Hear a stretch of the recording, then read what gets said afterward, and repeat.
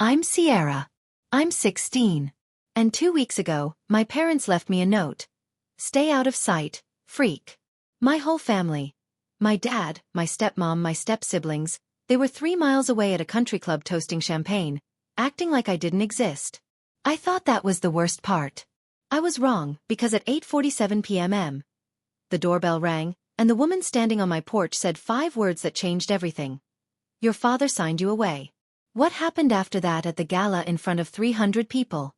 I still can't believe it myself. Before I tell you, please hit like and subscribe, but only if this story earns it. And while you're here, drop your city and your local time in the comments. I always love seeing where you all are. Now, let me take you back to the morning of April 12th, my 16th birthday. I woke up to silence. Not the lazy Saturday kind where you can hear someone making coffee downstairs or the TV humming through the wall. This was the hollow kind. The kind where you know, before your feet even hit the floor, that you're alone.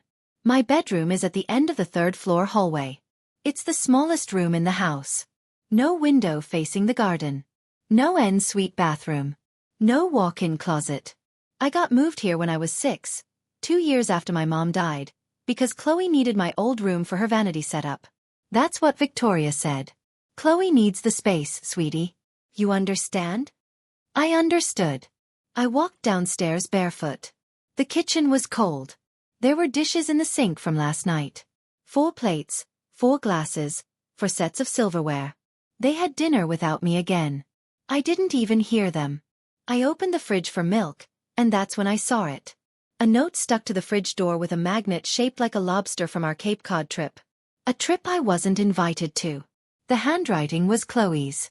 Pink highlighter, big loopy letters, like she was decorating a poster for homecoming. Dad's hosting brunch at the club. Don't come. Stay out of sight, freak. See? I read it 3 times. Not because I didn't understand it, but because I kept hoping I had read it wrong. Freak. That's what they call me when they think I can't hear. But this time, Chloe wrote it down, made it real, stuck it on the fridge next to the grocery list like it belonged there. Then I noticed something else. At the bottom of the note, in small blue ink, was my father's handwriting. Neat, slanted, controlled. 2 words and an initial. V will explain later. G. Victoria will explain what, exactly. And explain what, later. I should tell you how we got here. My mom, Lillian Merritt, died in a car accident when I was 4. I don't remember the funeral. I remember her hands. I remember the way she smelled like lavender and oil paint. And I remember a bracelet. Silver, thin, with a tiny star charm, because she never took it off. It's on my wrist right now. It's been on my wrist since the day my dad handed it to me in a plastic hospital bag and said, this was hers. That was the last gentle thing he ever gave me. 2 years after Mom died, Dad married Victoria Ashford. She moved in with her 2 kids, Chloe, who was 8, and Brandon, who was 10. Overnight, I went from being the only child in a quiet house to being the odd one out in a loud one. It happened slowly the way rot does. First, my mom's paintings disappeared from the living room. We're redecorating, Victoria said. Then, her photos came off the hallway wall. It's healthier for Grant to move forward. Then, the anniversary of her death passed without a word. No flowers, no candle, nothing. And every year, I shrank a little more. Last Christmas, Victoria hired a photographer for a family portrait. I came downstairs in my nicest sweater. Victoria looked at me and said, "Oh, we didn't want to bother you. You always look so uncomfortable in photos." The portrait hangs in the dining room now. Grant, Victoria, Chloe, Brandon, 4 smiles. No Sierra. I told my dad it hurt. You know what he said? Don't make this harder than it needs to be. Sierra, my mom left me this bracelet. My dad once tried to give it to Chloe for her junior prom. I hid it in my sock drawer for a week. But what I didn't know, what nobody told me, was that my mother left me something else. Something much bigger than a bracelet. I stood in the kitchen for a long time after reading that note. Then I did something stupid, or maybe something brave. I'm still not sure which. I opened the pantry, found a box of vanilla cake mix that had been there since last birthday, and I made myself a cupcake. 1 cupcake in a single ramekin because I couldn't find the muffin tin. I stuck a birthday candle in it. One of those cheap ones from the junk drawer, already half melted from some other celebration that wasn't mine. I lit it with the stove, and I sang happy birthday to me. My voice cracked on the second line. By the third, I could barely get the words out. I blew out the candle. I didn't make a wish. I stopped wishing for things from this family a long time ago. I picked up my phone. No texts. No missed calls. Not from Dad. Not from Victoria. Not from Chloe or Brandon. Zero. I scrolled through my camera roll because I didn't know what else to do with my hands. And I found it. The only photo I have of my mother. It's blurry. Taken on an old phone. Maybe by a nurse. Mom's holding me. I'm maybe 3. She's smiling at the camera, and on her wrist is the same silver bracelet I'm wearing right now. I sat on the kitchen floor. I pulled my knees up, and I cried. Not because of the note, not because of the party I wasn't invited to. I cried because I finally heard the thing I've been whispering to myself for 12 years. And for the first time, I let it be loud. I've been apologizing for existing in this house for 12 years, and no one ever told me to stop. The clock on the microwave read 8:47 p.m. The doorbell rang. I almost didn't answer it. I'm glad I did. I wiped my face with the back of my hand, tossed the candle in the trash, and walked to the front door. I figured it was a package. Maybe a neighbor's DoorDash left at the wrong house. It wasn't. There was a woman on my porch. Late 50s maybe. Silver-streaked hair pulled back in a low twist. Gray blazer over a white blouse like she just came from court.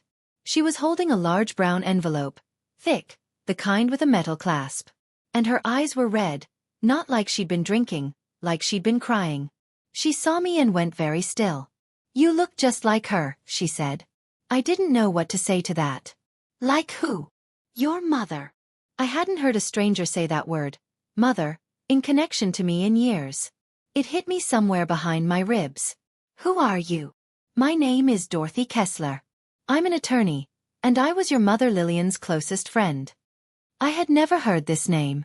Not once. Dad never talks about Mom's friends. Dad never talks about Mom at all. Dorothy glanced past me into the dark house. "Are you alone?" "Yeah." Something tightened in her jaw. She looked at the note still stuck to the fridge. She could see it from the doorway. She read it. I watched her face change. Then she sat down on the porch step right next to me like she'd known me my whole life. And in a calm, steady voice, the kind of voice that tells you bad news without making you feel small, she said, "Did your father ever tell you about your mother's will?" Shook my head. "Your father signed away his parental rights this morning. He filed the papers at 9 a.m. on your birthday. Do you understand what that means?" I didn't. Not fully. It means legally, he is no longer your father. And that triggered something your mother put in place 16 years ago. We sat at the kitchen table, the same one where 4 plates were used without me last night, and Dorothy made tea. She moved around the kitchen like she was memorizing it, like she was mad at the walls. "How long have you been looking for me?" I asked. 12 years, she said, setting the mug in front of me. "Your father changed his number 6 months after Lillian passed. Moved from Stamford to Westport. Told mutual friends you were at a boarding school in New Hampshire. I hired a private investigator twice. Dead ends both times. So how did you find me now?" "Because your father made a mistake. When he filed the papers to give up custody, it triggered a flag, a legal alert your mother's attorney set up when the will was drafted. The moment Grant Merritt stopped being your legal parent, I was notified." I stared at the envelope on the table. "What's in there?" Dorothy opened it slowly. Inside was a stack of yellowed papers with a notary seal, a smaller sealed envelope, and a photograph I didn't recognize. "This," she said, holding up the notarized document, "is your mother's original will. She made it the year you were born. Your father told everyone it didn't exist, but it does. I have the original because Lillian gave it to me for safekeeping." She explained it simply. Mom owned things. The house we were sitting in, a cabin in Vermont, a piece of land in Maine, a trust fund meant for my education, and a collection of paintings from my grandmother's side. All of it was left to me. Only me. Managed by a guardian until I turned 18. That guardian was supposed to be Dorothy. "And the house," I whispered. This house. It's yours, Sierra. It was always yours. He just never told you. Dorothy touched the smaller sealed envelope, but didn't open it. There's a letter in here from your mother, but I think you should read it when you're ready. Not tonight. Then she told me the rest. Grant was planning to transfer all of Mom's assets to a charity foundation, one run by Victoria. The announcement would be at the annual gala in 2 weeks. We have 14 days to stop him, Dorothy said. And I'm going to need your help. I sat there for a long time after Dorothy finished talking. The tea went cold. Everything I thought I knew about the house, about my mom leaving nothing behind, about being some burden my dad was stuck with, it was all a lie. A 12-year-old lie with paperwork and planning and silence thick enough to bury me in. I've spent 12 years trying to be invisible, I said. And my voice sounded far away, like someone else was using it. Because they wanted me to be. I don't know how to be anything else. Dorothy reached into her bag and pulled out a photograph. 2 young women, arms around each other, standing on the steps of a law school building. One of them was Dorothy. Younger, dark-haired, laughing. The other was my mother. She was glowing. She looked like someone who didn't know how to be small. Your mother was the bravest woman I ever knew, Dorothy said. You have her eyes. She paused. I think you have her spine too. I looked at the photo, then at my bracelet. The little star charm caught the light. What do I have to do? Dorothy laid it out. Step 1. File for guardianship at family court. She'd already submitted the paperwork. Step 2. Get the original will authenticated and entered into record, blocking any transfer of Mom's estate. Step 3, and this was the part that made my stomach tighten, we had to act before Grant signed the transfer at the gala. If he did it in front of witnesses, undoing it gets 10 times harder. I'll do it, I said. Dorothy nodded, then waited, because she could tell I wasn't finished. But I don't want to destroy him. I meant it even now, after the note, after everything. I just want what's mine, and I want him to look me in the eye when he admits what he did. Dorothy reached across the table and squeezed my hand. We're not going to lie, Sierra. We're just going to tell the truth at the right time, in the right room. The next morning, Dorothy drove me to her office in New Haven. It was a small firm, 2 rooms above a bakery, smelling like sourdough and printer ink. But the filing cabinet she opened was anything but small. 12 years of records. She showed me the property transfers first. My father moved the title on the Westport house 3 times, each time requiring a guardian signature, each time signing it himself as my legal parent. He shifted ownership into a revocable trust, then restructured the trust, then folded it into a holding entity, layer after layer, like he was burying something alive. What about the paintings? I asked. Dorothy pulled out a sale receipt. 3 years ago, Grant sold your grandmother's art collection through a private dealer in Manhattan. 8 pieces. The total is a number I've never seen attached to your life before. Not a penny of it reached you. Then she showed me the one that wrecked me. An account statement. The education trust my mother set up when I was born, funded, growing, untouched for years, was drained 14 months ago. Every cent was redirected to a tuition account. Not mine. Chloe's, I said. I didn't even need to ask. NYU full ride would have been Sierra Merritt's. Instead, it's paying for Chloe's dorm in Greenwich Village. He used my college fund to pay for Chloe's dorm room. I sat with that sentence for a minute. It was the kind of sentence that rewrites your whole childhood. Dorothy opened one more file. An email printout from Grant to his personal attorney, dated 3 years ago. It read, "The girl doesn't need to know anything. She's better off not knowing." The girl. Not my daughter. Not Sierra. The girl. My phone buzzed. Dorothy checking her messages. She looked up, and something shifted in her expression. The guardianship hearing just got scheduled, she said. Same day as the gala. I felt the room tilt. Morning court, evening gala. One day, everything.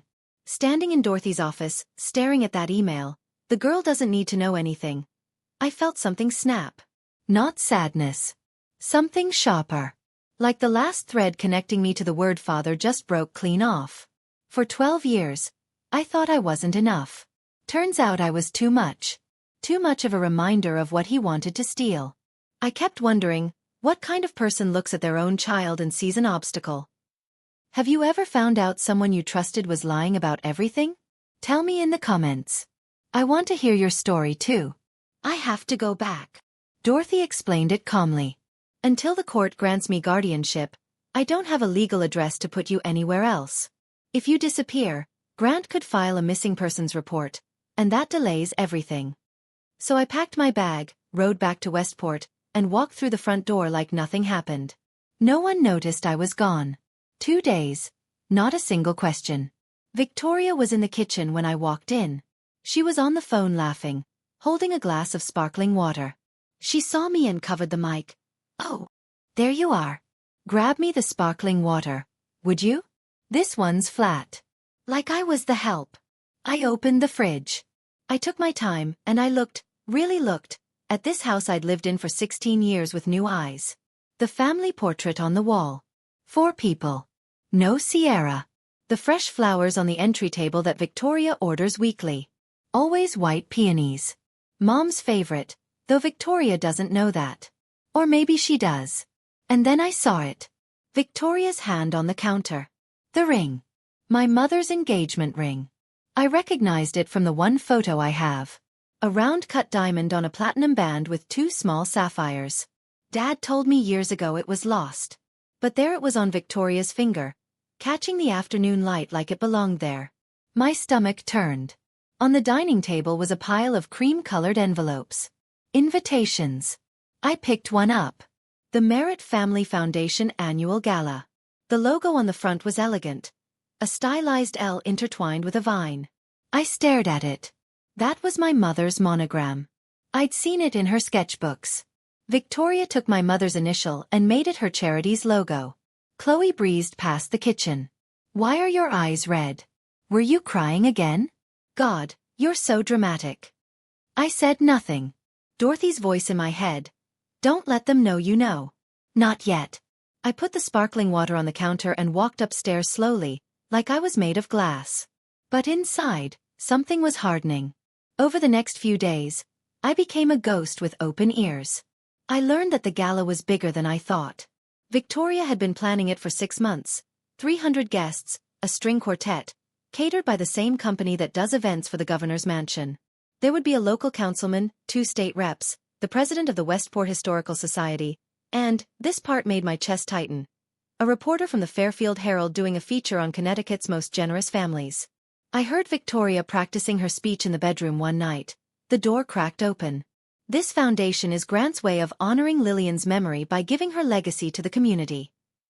I pressed my back against the hallway wall and closed my eyes. She was going to stand in front of 300 people and say my mother's name while signing away my mother's things. That night, I called Dorothy from the bathroom with the shower running for cover. 300 people, I whispered. Press. Politicians. Dorothy was quiet for a moment, then, "That's not honoring her memory, Sierra. That's laundering her assets through a charity they control." She confirmed the timeline. The guardianship hearing was set for 10 a.m. on the day of the gala. The gala starts at 7 p.m. If the judge ruled in our favor in the morning, Dorothy would have the legal power to act by evening. What if the judge says no? I asked. The silence lasted 3 seconds. It felt like 30. Then we lose everything. Your mom's house, the trust, all of it goes into that foundation. And getting it back could take years, if it's even possible. I hung up. I sat on the edge of the bathtub. The shower was still running, filling the room with steam. 300 people would watch Victoria steal my mother's life, unless I stopped it. Then I heard footsteps in the hallway. I froze. Through the gap under the door, I saw a shadow. Someone standing. Listening. The shadow moved. I cracked the door. Brandon was walking away. He glanced back once, expression unreadable, and disappeared into his room. Did he hear me? 5 days before the gala, Victoria took Chloe to Neiman Marcus for a dress fitting. I know because I heard them leaving. Laughing, keys jingling, the garage door rolling open. Nobody told me. Nobody asked if I wanted to come. This was the rhythm of the Merritt household. Things happen around me. Never to me, never for me. That evening, Chloe came home with a garment bag slung over her arm like she was carrying a trophy. Black, floor-length gown. She hung it on the back of her door and left it open so everyone in the hallway could see it. At 9 p.m. Victoria knocked on my bedroom door. She did the thing she always does. Leans against the frame, head tilted, voice laced with fake concern. "Sweetie, the gala is a family event. Important people will be there. I think it's best if you stay home. You'd just be anxious the whole time. I'm doing this for you." "Actually," I said, "I was hoping to come." Her eyebrows lifted. Just barely. A ripple in the mask. "Honey, I don't think you have anything appropriate to wear, and honestly, these events aren't really your thing." From the hallway, Chloe's voice. "She'll just stand in the corner like she always does. What's the point?" I swallowed. I nodded. I said, "Okay." Victoria smiled, patted my shoulder, and left. I closed the door. I texted Dorothy 4 words. They told me to stay home. Dorothy's reply came in 12 seconds. "Leave that to me. I have something from your mother's closet." I stared at that message until the screen dimmed. My mother's closet. My mother still has a closet somewhere. And Dorothy kept it. Then Victoria's voice again, muffled through the wall, almost like an afterthought. "Oh, and Sierra, your father wants to talk to you tomorrow. Something about paperwork." Paperwork? My hands went cold. The next afternoon, my father called me into his study. It was the first time he'd looked directly at me since my birthday. He sat behind his desk. Oak, massive, the kind of desk that says I make the decisions in this house. There was a glass of scotch at his elbow, half empty. "Sit down, Sierra." I sat. He started with a voice I hadn't heard in years. Soft. Fatherly. Like he was trying out for a role he forgot the lines to. "I know things have been difficult. I want you to know I'm doing what's best for you." What's best for me? The words landed like stones. I found a school. Phillips Academy. Out in Massachusetts. Excellent program. Small classes. You'd start in the fall. A boarding school. A fresh start. He leaned forward, hands clasped. "You'll be happier there, Sierra. Away from all this. Away from all this." He meant away from what he did. Away from anyone who might ask questions. Ship the girl to Massachusetts. Sign over the estate at the gala. And by the time school starts in September, there's no Sierra in this house. No Sierra on the paperwork. No Sierra at all. I looked at him. Really looked at him. The graying temples, the pressed shirt, the faint tan from the club. He looked like a magazine ad for fatherhood. And it was all surface. Every inch of it. He reached across the desk and put his hand on my shoulder. "Trust me, I'm your father." The words came before I could stop them. "Are you?" His hand stiffened. His eyes narrowed. I recovered fast. "I mean, are you sure this is the right thing?" He pulled back, nodded, smiled. That smile. I used to think it was warm. Now I see it for what it is. The smile of a man who did the math and decided you weren't worth the cost. "You'll love it," he said. "I promise." I stood up, and as I passed his desk, I saw it. A stack of documents in a manila folder, half hidden under the Financial Times. The logo on top. Merritt Family Foundation. Below it in bold. Asset Transfer Agreement. And a date. The night of the gala. I pulled out my phone in the hallway, hands trembling. I photographed the folder through the study door, and I sent it to Dorothy. Saturday for days out. I told Victoria I was going to the library. She didn't even look up from her phone. Dorothy's office looked different now. The bakery scent was gone, buried under paper and coffee. A whiteboard hung on the wall with a timeline drawn in red marker. Dates, names, arrows, and a single circled word at the end. Gala. "Here's where we are," Dorothy said. She walked me through it like a general briefing a soldier. Morning. The guardianship hearing at Fairfield Family Court. Dorothy will present the original will, the papers Grant signed giving up custody, and the photographic evidence of the asset transfer agreement. If the judge rules in our favor, Dorothy becomes my legal guardian, effective immediately. That gives her standing to block the estate transfer. Evening. If we have the ruling, We attend the gala with a certified court order freezing all assets of the Lillian Merritt estate. If Grant signs the transfer anyway, it's void. And if he tries to stop us from entering, 300 witnesses, a reporter from the Herald, and a court order, he won't. Then she did something that made the room go blurry. She opened a closet in the back of her office and pulled out a garment bag. Inside was a dress, cream white, vintage, with delicate lace at the neckline. Simple. Elegant. Not loud or flashy. The kind of dress that doesn't need to try. Your mom wore this to her first gallery opening, Dorothy said. She walked in and every head turned. Not because the dress was expensive, but because she knew who she was. I put it on in the bathroom. It fit. It fit like it was waiting for me. I stood in front of the mirror, and for the first time in 12 years, I didn't see the freak. I didn't see the girl from the third-floor bedroom. I saw my mother's daughter. Dorothy watched me from the doorway. She was holding the sealed envelope. Mom's letter. Read it when you feel strong, she said. Not before. I nodded. I wasn't ready yet, but I would be. 2 nights before the gala, I was in the kitchen at midnight drinking water, going over the plan in my head for the 100th time, when the light clicked on. Brandon. He was in sweatpants and a wrinkled t-shirt, hair messy, like he couldn't sleep either. He stood in the doorway for a second, then walked to the fridge, grabbed a water bottle, and sat down across from me. We didn't talk. We never talk. In 12 years, I can count our real conversations on one hand. Then he said quietly, I know you're planning something. Every muscle in my body locked. I heard you on the phone last week in the bathroom. He peeled the label off his water bottle, not looking at me. I didn't tell Mom. Why not? He was quiet for a long time. Then, because what they did to you on your birthday. That note Chloe wrote. I saw her write it. I was standing right there, and I didn't stop her. He finally looked up. I should have. I didn't know what to do with this. 12 years of nothing. And now at 12:15 a.m. In a kitchen that technically belongs to me, he wants to grow a conscience. I don't know what you're doing, Sierra, but whatever it is, be careful. My mom fights dirty. I held his gaze. I know she does. He stood up, started to leave, then stopped, hand on the doorframe. There's something else. Mom has a lockbox in her closet under the shoe rack. She told Dad it's jewelry, but I've seen her open it.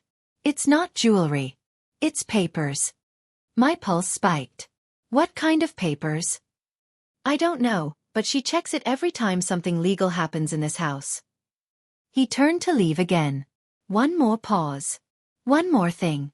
Don't trust the charity lawyer, Richard Ashford. He's Mom's cousin. Then he was gone. The kitchen light hummed. I sat there, heart pounding, staring at the ceiling. A lockbox in Victoria's closet. Papers she doesn't want anyone to see. The morning of the gala. 5:30 a.m. The house was dead silent. I had maybe 90 minutes before anyone woke up. My heart was slamming so hard I could feel it in my teeth. Victoria and Grant's bedroom door was closed. I could hear Grant's CPAP machine through the wall. A low, steady hiss. Victoria sleeps with earplugs and a silk mask. I know this because she reminds everyone constantly how sensitive she is to light and sound. I eased the closet door open. It was a walk-in the size of my bedroom. Racks of designer coats. Shelves of shoes organized by color. The lockbox was exactly where Brandon said it would be. Bottom shelf, behind a row of riding boots. Matte black combination lock. 4 digits. I tried Victoria's birthday. Nothing. Grant's anniversary. Nothing. Then I tried Chloe's birthday. October 19th. 1019. Click. Inside there were 4 items. 1. A photocopy of my mother's will. The same document Dorothy showed me, but this one had handwritten notes in the margins. Red ink. Victoria's handwriting. I know it from every passive-aggressive grocery list she's ever left me. And in the top corner, 3 words circled twice. Keep this away from S. 2. A printed email chain between Grant and his personal attorney. Instructions on restructuring the estate to avoid triggering trust provisions. Dated 18 months ago. 3. The photograph that made my hands shake. Mom holding me. I'm maybe 2. She's laughing. On the back, in my mother's handwriting. My little star. Everything I have is yours. Victoria kept this in a locked box under her boots. And 4. I almost missed it. Tucked in the corner. A marriage certificate issued in Nevada 9 years ago. Victoria Ashford and a man named Paul Renner. Not Grant Merritt. I stared at it. Victoria married someone else. And this certificate was dated 2 years before she married my father. Was she still married to Paul Renner when she walked down the aisle with Dad? I photographed everything. Closed the box. Spun the dial. Pushed the boots back. Slid the closet shut. In the hallway, I called Dorothy. My voice was barely a whisper. I have proof Victoria knew. She's been helping him the whole time. Good, Dorothy said. This changes the hearing. There's something else. Victoria might have been married to someone else when she married my dad. Silence on the line, then very carefully. Send me the photo. I'll verify it before court. I hung up. My hands wouldn't stop shaking. Upstairs, I heard a toilet flush. Someone was awake. I was already in my room. Door closed, breathing like I'd just run a mile. Fairfield Court, 10:07 a.m. The fluorescent lights hummed like they were nervous, too. I was sitting in a wooden chair next to Dorothy, wearing jeans and a clean blouse. Nothing that draws attention. Dorothy told me to dress like a student, not a plaintiff. Let the documents do the talking, she said. The courtroom was small. 1 judge, 1 clerk, a court reporter whose fingers hovered over her keys like a pianist about to play. Judge Patricia Holloway entered. She was in her 60s. Silver glasses. No-nonsense posture. The kind of face that's heard every lie in the state of Connecticut and isn't impressed. Dorothy presented our case. Calm. Exact. Unhurried. The will. The notary seal. The relinquishment papers Grant signed on April 12th. The photocopy from Victoria's lockbox with the red ink note. Keep this away from S. The photograph of the asset transfer agreement dated tonight. The judge read every page. She didn't rush. Then the door opened. Richard Ashford, Victoria's cousin, the foundation's lawyer, walked in. He must have been tipped off. He argued that the will is outdated and the estate has been lawfully restructured. Dorothy didn't flinch. She presented the chain of custody for the original will. Notarized, stored at a registered trust bank. Never contested. Never revoked. Never replaced. Judge Holloway removed her glasses. She looked at Richard Ashford for a long moment, then at me. I knew your mother, young lady.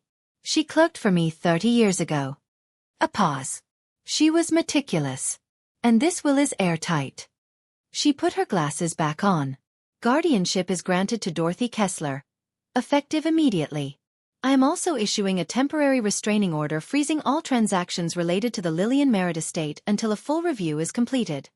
Richard Ashford's pen dropped. He didn't pick it up. Dorothy squeezed my hand under the table. I squeezed back. Outside the courthouse, the April sun was blinding. Dorothy turned to me, leaned against the car and said, "That's step 1. Step 2 happens tonight." She opened the trunk. Inside, a garment bag, a pair of flats, and a brown envelope stamped with the court seal. "Are you ready?" I looked at the envelope, then at the sky. "Yeah, I'm ready." Dorothy's apartment. 5:30 p.m. The gala starts at 7 o'clock. I was standing in her small bathroom looking at a stranger. The dress, Mom's cream white dress, fit like a second skin. The lace at the neckline rested just below my collarbone. The hem fell right above my ankles. I wore flats, not heels, because Dorothy said, "You want to be steady, not tall." She helped me pin my hair up, twisting it into a loose bun the way she says Mom used to wear it. A few strands fell around my face.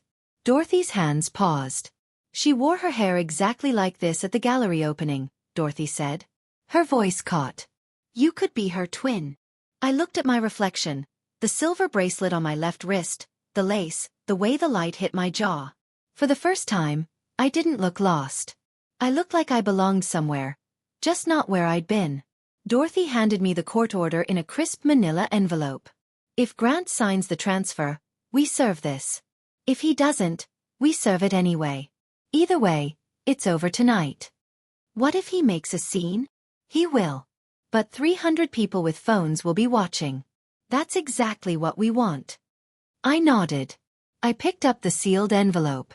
Mom's letter. I'd been carrying it for 2 weeks. I'd held it, turned it over, pressed it against my chest in the dark. I hadn't opened it. I opened it now. The paper was soft. 16 years old. Her handwriting was small and neat, slanting slightly left. If you're reading this, I'm not there anymore. But know this. Everything I built for you. Not for anyone else. Not for your father. For you. If anyone ever makes you feel like you don't belong, remember. You are the reason I stayed up every night planning.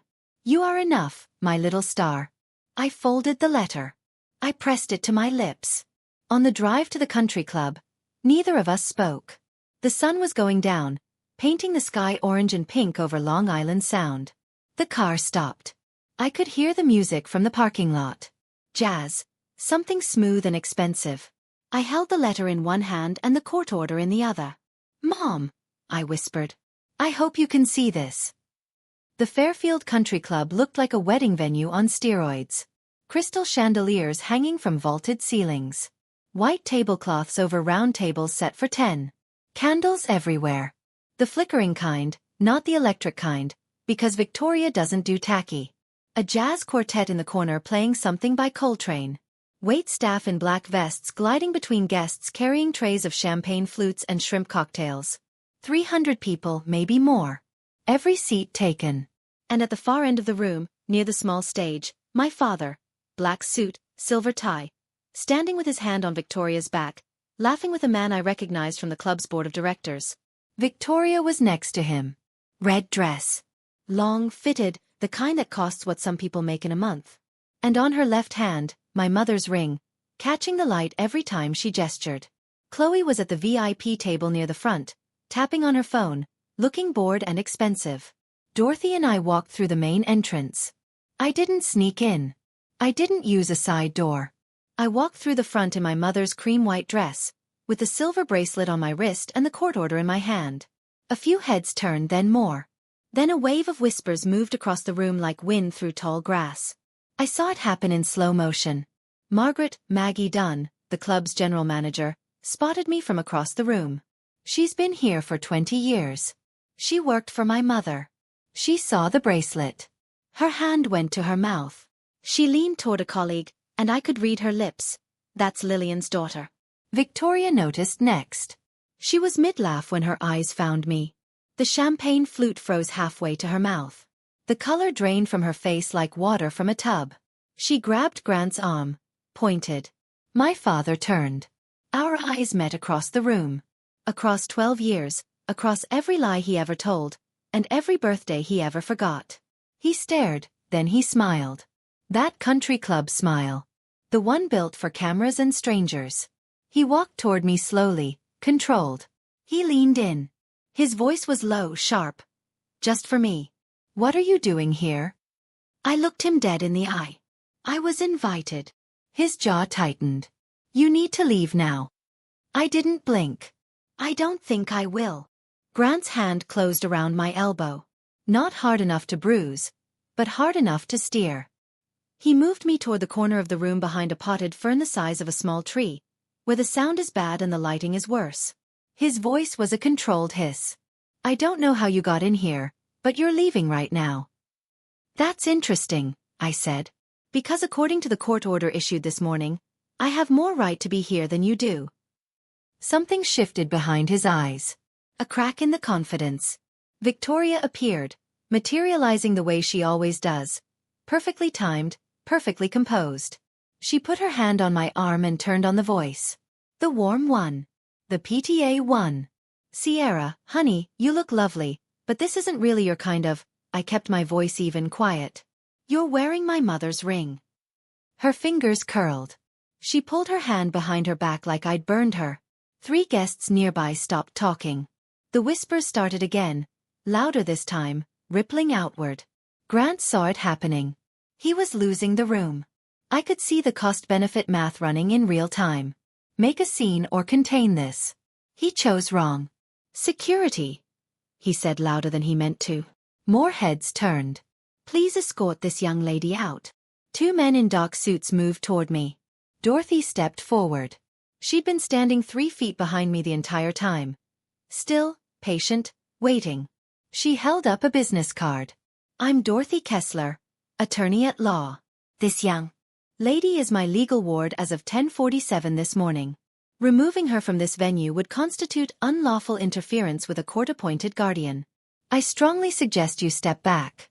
The guards stopped.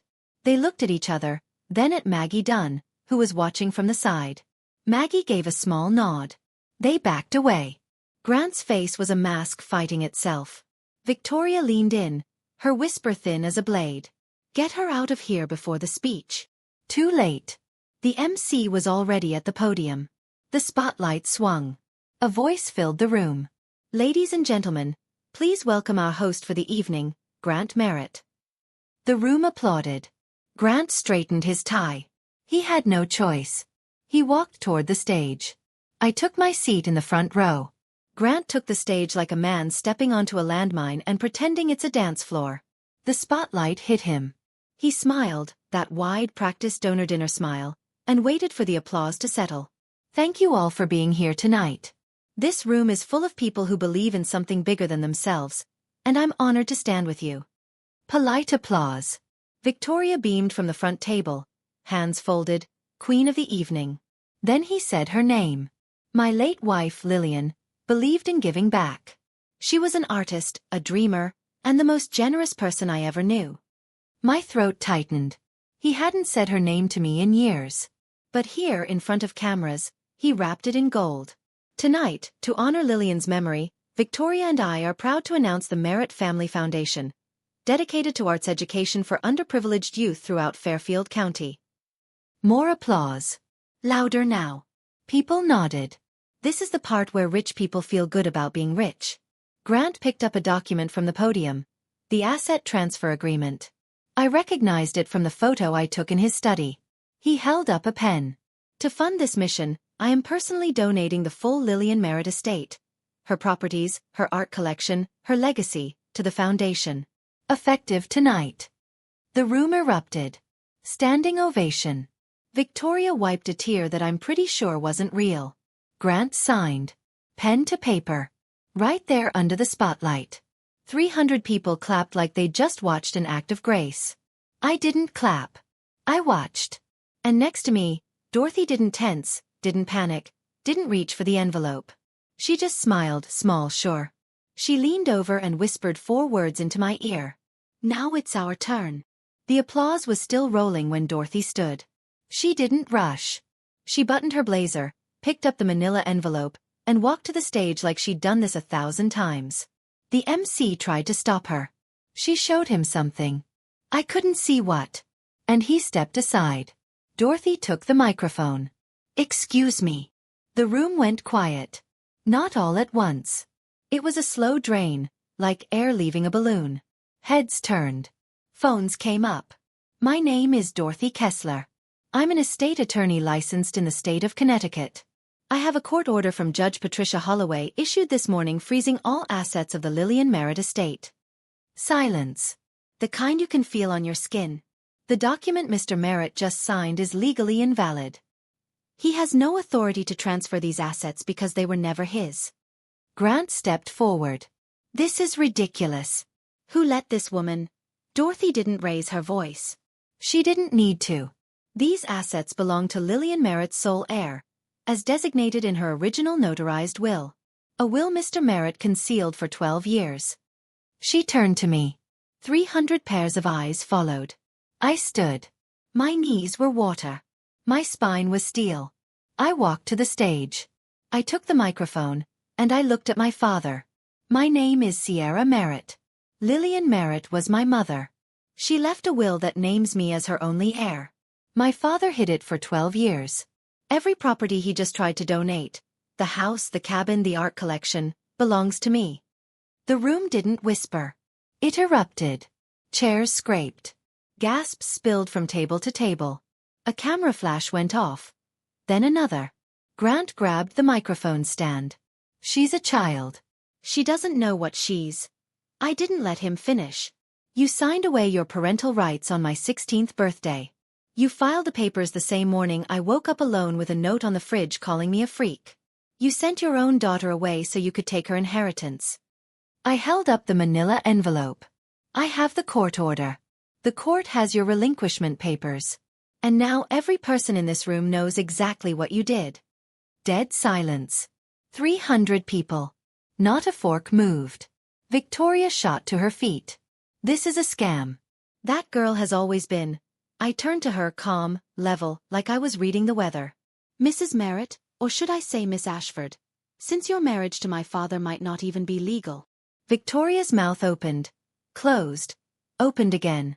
The room was no longer whispering. It was roaring. Grant's mask didn't crack. It shattered. He stepped toward me, finger raised, and the word that started to leave his mouth, "You ungrateful," died halfway out when he saw the phones. Dozens of them, held up across the ballroom like lighters at a concert, except nobody was cheering for him. He pivoted, tried the other voice. The soft one. The worried father one. The one he uses when the audience is watching. Folks, this is a misunderstanding. My daughter has been troubled. She has emotional difficulties, and she's been influenced by someone who, Dorothy stepped forward. She held up 2 documents like a teacher showing proof at a science fair. Mr. Merritt, here is the court order. And here, she raised the second page, is a photocopy of your late wife's will found in your current wife's personal lockbox, with her handwritten note in red ink. She read it aloud. Keep this away from S. Victoria's voice went sharp, cracking. I've never seen that before. Dorothy didn't move. It was verified this morning. Your handwriting. Your fingerprints. Grant spun toward Victoria, and the thing that came out of his mouth, the sentence that will follow him for the rest of his life. He said in front of 300 silent witnesses, "You told me you destroyed that." The room inhaled. He just confirmed it. All of it in one sentence. Victoria looked like she'd been slapped. Grant realized what he'd done. His hand dropped. His jaw worked, but nothing came out. From the VIP table, Chloe stood, mascara already streaking. This is her fault. She always ruins everything. She's... Enough. The voice came from the side of the room. Maggie Dunn, the club's general manager. She'd walked to the nearest microphone, the one by the string quartet. I worked for Lillian Merritt for 5 years. I recognized that bracelet on Sierra's wrist. Lillian never took it off. And Lillian told me more than once that everything she had was for her daughter. A pause. Then someone clapped. One person, then 5, then 50, then the whole room. Not for Grant. Not for the foundation. For me. The applause faded. The room waited. I looked at my father. He was still on the stage, but he was alone now. Victoria had stepped back, putting space between them like he was contagious. Chloe was sobbing at the VIP table, her black gown twisted in her lap. The councilman and the board members had quietly moved to the back of the room. No one was standing near Grant Merritt. I could destroy him right now. I could read the email, "The girl doesn't need to know anything," out loud and let the Herald reporter print it tomorrow. I could wave Victoria's marriage certificate and watch the gasps multiply. I didn't. Because that's not why I was there. I took a breath. I spoke into the microphone. My voice wasn't loud. It didn't need to be. I didn't come here tonight to humiliate anyone. I came because you were about to give away everything my mother left for me, and I couldn't let that happen. The room was still.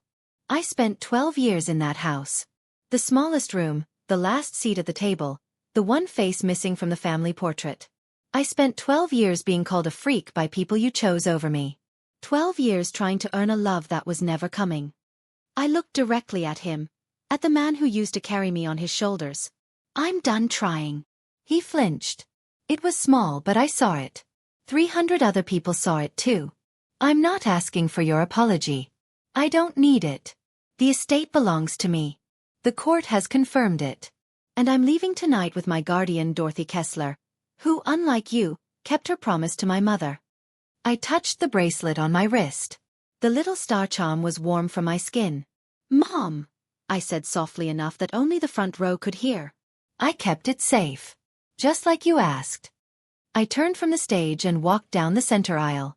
Dorothy fell in beside me. Our heels clicked and sank on the hardwood floor behind us. Silence first, then applause. Not polite applause. The real kind. The kind that has weight. I didn't look back. We made it to the lobby before my legs gave out. Dorothy caught my arm. "Sit," she said, guiding me to a bench near the coat check. "Breathe. You did it." My hands were shaking. My whole body was shaking.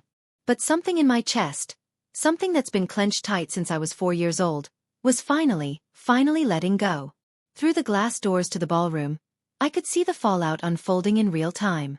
Grant stood at the podium alone, staring at the signed document that was now worth nothing. 2 board members spoke in low, urgent tones near the bar. The Herald reporter scribbled in a notebook so fast her hand was a blur. Victoria was nowhere in the ballroom. Then I spotted her through a side window in the parking lot, pacing, phone pressed to her ear. She was calling someone. The call wasn't connecting. She tried again. Richard Ashford, Victoria's cousin, the foundation's lawyer, was walking very quickly toward the exit, briefcase in hand, not making eye contact with anyone. Chloe hadn't moved. She was sitting at the VIP table alone. Mascara tracks down both cheeks, staring at her phone like it held some answer. It didn't. And then there was Brandon. He was standing near the exit, apart from all of them. He caught my eye through the glass, and he did something I didn't expect. He nodded. One small, slow nod. I didn't nod back, but I didn't look away either. Maggie Dunn appeared at my side. She was carrying a small envelope, old, slightly yellowed at the edges. "Your mother left this with me 15 years ago," she said. She said, "Give it to Sierra when she's old enough to fight for herself." I opened it. Inside was a photograph. The same image I found in Victoria's lockbox, but this was the original. Unwrinkled. Unfolded. Mom holding me, laughing, the bracelet on her wrist. On the back, her handwriting. "My little star, you are enough." I closed my eyes. Dorothy put her arm around me. "Let's go home, Sierra." That moment, walking out of that ballroom with 300 people watching, I won't lie, my knees were shaking, my hands were shaking. I think even my voice was shaking. But something inside me was steady. For the first time in 16 years, something inside me was steady. Like my mom was walking with me. Like she'd been waiting for me to stop standing in the corner and finally cross the room. Have you ever had a moment like that? A moment where you finally said enough, not screaming it, not slamming doors, just saying it calmly and meaning it. I'd love to hear about it. Drop it in the comments. And if you're still watching, thank you. You're the reason I'm sharing this. 1 week later, I was sitting at Dorothy's kitchen table in New Haven, eating scrambled eggs she made from scratch, when the phone rang. She picked up, listened for 40 seconds, and hung up. That was the court clerk. The judge reviewed the full file. Lillian's will is upheld. All properties returned to the trust under my management until you turn 18. I set my fork down. All of them? All of them? The house, the cabin, the land in Maine. What's left of the education fund? Everything. Grant has 60 days to vacate the Westport house, the house your mother bought. The house he raised another woman's children in while hiding my existence from the one person who was supposed to protect me. The Merritt Family Foundation is under investigation. The State Attorney General's office opened a preliminary inquiry into whether the charitable donation constituted fraudulent asset transfer. Victoria has been called in for a deposition. The Fairfield Herald ran the story 3 days after the gala. Front page of the local section. Gala host confronted by daughter over hidden will. Grant's photo mid-speech, mouth open. Caught in that split second where his face hasn't decided which lie to tell next. Victoria filed for divorce, but the filing was suspended because Dorothy quietly submitted the Nevada marriage certificate to the court. If Victoria was still legally married to Paul Renner when she married Grant, the second marriage may be void, which means Victoria has no spousal claim to any of Grant's assets. None. Chloe's tuition account at NYU is under review. If the funds are traced back to my mother's education trust, which Dorothy says they will be, Chloe may have to repay them. I thought about all of this. Then I ate my eggs. Dorothy watched me from across the table. How do you feel? I thought about it honestly. Free, I said. I feel free. 2 weeks after the gala, my phone rang. Caller ID. Brandon Merritt. I almost didn't answer. My thumb hovered over the screen for 3 full rings. Then I picked up. Hey. His voice was quieter than I remembered. Stripped down. Hey. Long pause. The kind where you can hear someone gathering courage. I'm not calling to ask for anything, he said. I just wanted to say you did the right thing. And I'm sorry I didn't do it sooner. Any of it. I leaned against the window in my new room, Dorothy's guest room, which has a view of an oak tree and more sunlight than I've had in years. Where are you? I asked. Staying with a friend in Bridgeport. I moved out the day after the gala. He let out a breath. First time in my life I'm not using Mom's credit card for anything. It's weird, but it's good. How's everyone else? Mom is furious. She's calling lawyers all day. Dad won't talk to anyone. He just sits in the study with the door closed. Chloe blames you. A pause. But I think they're angry at themselves. They just don't know how to admit it. I let the silence sit. It wasn't uncomfortable. It was just honest. I don't hate you, Brandon. I don't hate any of you. I know. But I can't pretend it didn't happen. I need distance. Real distance. Not the kind where we all smile at Thanksgiving and act like the last 12 years were normal. I understand. And I think he actually did.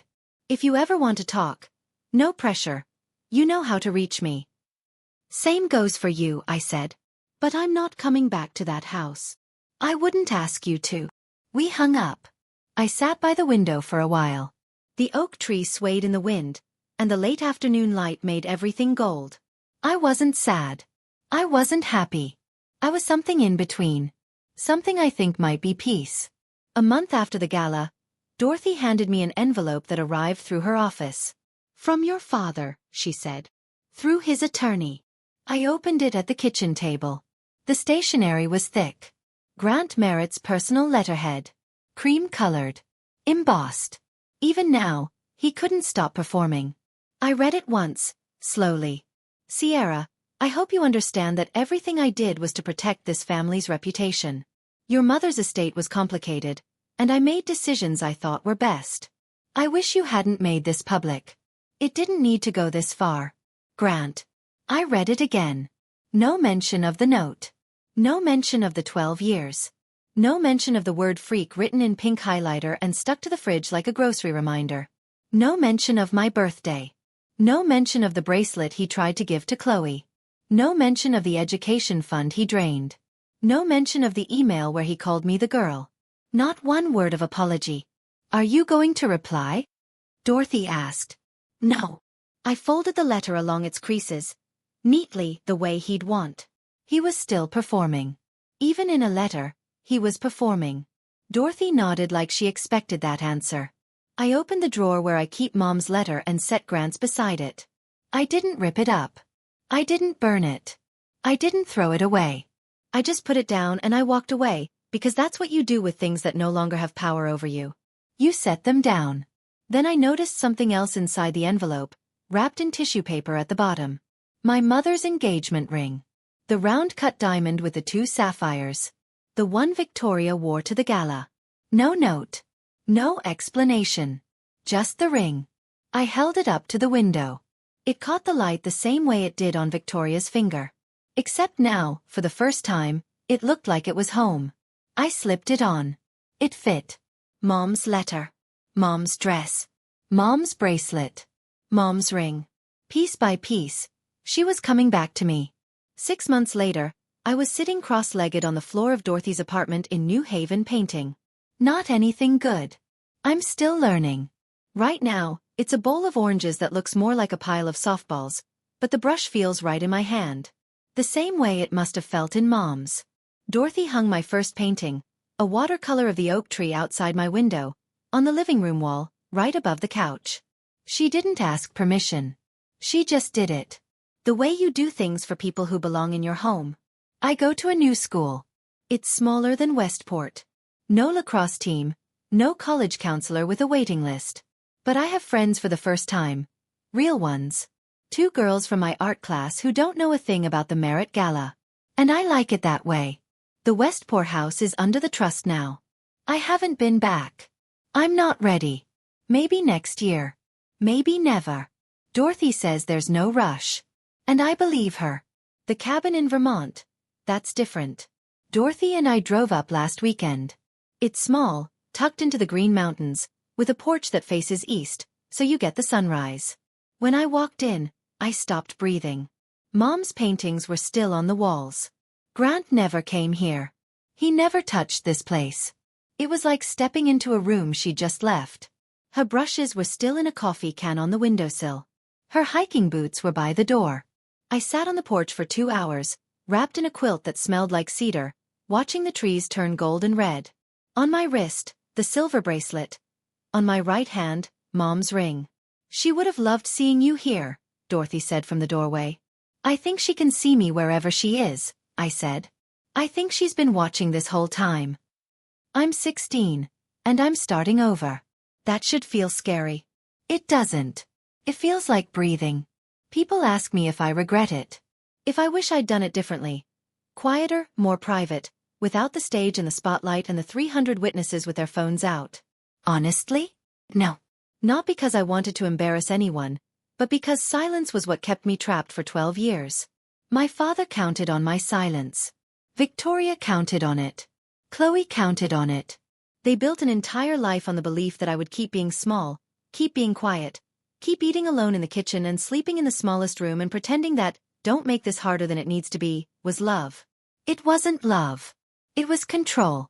And the only way to break it was to say the truth out loud in a room full of people where no one could rewrite it. I learned something on that stage. You don't need someone's permission to exist. You don't need to earn the right to be seen. And you definitely don't need to shrink yourself so other people feel bigger. I also learned something about family. Family isn't blood. It's not a last name or a Christmas portrait or a seat at a gala table. Family is the woman who drives 12 years to find you. Family is the person who keeps your mother's dress in a closet because she believes someday you'll need it. Family is a quilt on a porch in Vermont and a painting hung on the wall without asking. Dorothy is my family. And for the first time in my life, I know what that word actually means. So if you're out there, if you're reading this in a house where you feel invisible, where the people who should love you make you feel like you're too much and not enough at the same time, I want you to know something. It's not you. It was never you. You don't owe your silence to people who wouldn't give you theirs. And you don't have to wait until someone finds you. You can find yourself. This morning, I stood in front of the mirror in my room. My room with the oak tree view and the paint-stained desk and the door I can close whenever I want. Mom's cream white dress hangs on the back of the closet door. I wore it once, and I'll wear it again, but not for anyone else, for me. I opened my laptop and found an email from school. I've been accepted into the advanced painting program for the spring semester. My art teacher wrote a note at the bottom. Sierra, your use of light reminds me of someone. Keep going. I smiled. Not a victory smile. Not the kind you put on for cameras. The quiet kind. The kind that starts in your chest and moves outward slowly like sunrise over the Green Mountains. On my desk, 2 letters. One from Mom. Soft paper. Gentle words. 16 years of love folded into a single page. One from Grant. Stiff letterhead. Hollow words. 12 years of silence dressed up as strategy. I keep them both. Not because I forgive him. I'm not there yet. Maybe I will be. Maybe I won't. That's my choice now. I keep them because remembering where you've been is how you know how far you've come. Outside the window, it's autumn in New Haven. The oak tree is golden. The sky is sharp and blue and impossibly wide. And I'm here. Breathing, painting, starting over. Not the girl from the 3rd floor room. Not the freak on the note. My mother's daughter. Dorothy's family. My own person. Sierra Merritt. 16. Enough. That's my story. And if you made it all the way to the end, thank you. Really, it means more than you know. If this story reminded you of someone, or something you've been through, share it. Sometimes knowing you're not alone is the first step. And if you want to hear what happened next, because trust me, there's more, I'll leave the link in the description. Like, subscribe, and hit that bell if you haven't already. I'll see you in the next one. Stay strong. You are enough.